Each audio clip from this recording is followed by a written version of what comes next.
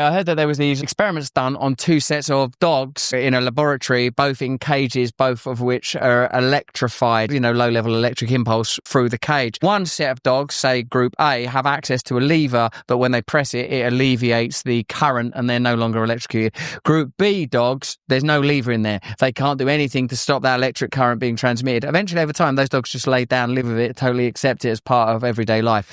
The next part of the experiment is they put both sets of dogs in another cage. That cage has an electric charge, no lever, but only a 1.5 foot high fence. If the dogs want to get out, they can get out. All the dogs that were in Group A, where there was a lever, get the out of there. All the dogs that were in Group B, just lay down and take it. Well, it occurred to me that we live in an electromagnetic cage in so much as everything that happens on the level of the brain, whether it's sensory information received through the nose, the eyes, or the ears, is interpreted within the body as an electromagnetic impulse through the synapses. Even something like pain, right, is an electromagnetic impulse. If you're talking about what you can feel, what you can smell, what you can taste and see, then real is simply electrical signals interpreted by your brain. So all of us are in these cages where we're continually subject to stimulation. Could be like we're subject to bad food, bad information, bad screens, bad stuff. You're living in a cage. Now, depending on maybe accidents of birth or some grand inconceivable design, some of us are known there's a lever in the cage. Yep. Some of us have known I can get out of this actually. Yeah.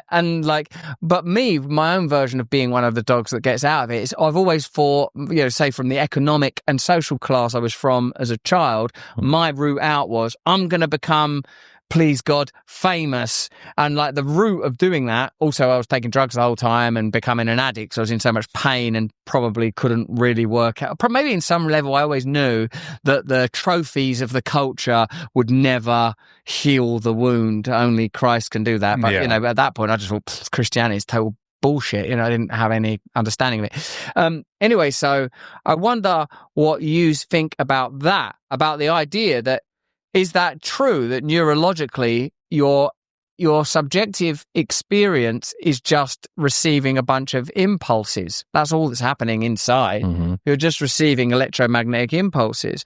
Other than if you are on some grid of God where you're receiving sublime and divine information. So I think that if people don't start to look at reality like you're contained in a cage full of impulses, they don't start to look at it like that, they're not going to receive the wisdom or potential truth that there's a way out of it through the cross, through him. No, I think that's a good analogy. It's all right, isn't it? Yeah, for sure. And it's probably why UK is so much more less likely for like overthrow, change, is because they've been conditioned. Yeah, generationally. And maybe it's even carried in the genes, man. Yeah. Yeah, and the decline, like you always talk about the power of their salvation, of what Christianity is in the UK, that correlation, like you said, you would go to churches, it'd be so boring and felt like nobody believed any of this stuff anyway. If they started to believe it, and that light switch could turn on and that power could come back and you start pulling levers and getting out instead of just laying down still, Thanks for watching the video. Have a look at this one over here or join us Monday, Wednesday and Friday on Rumble.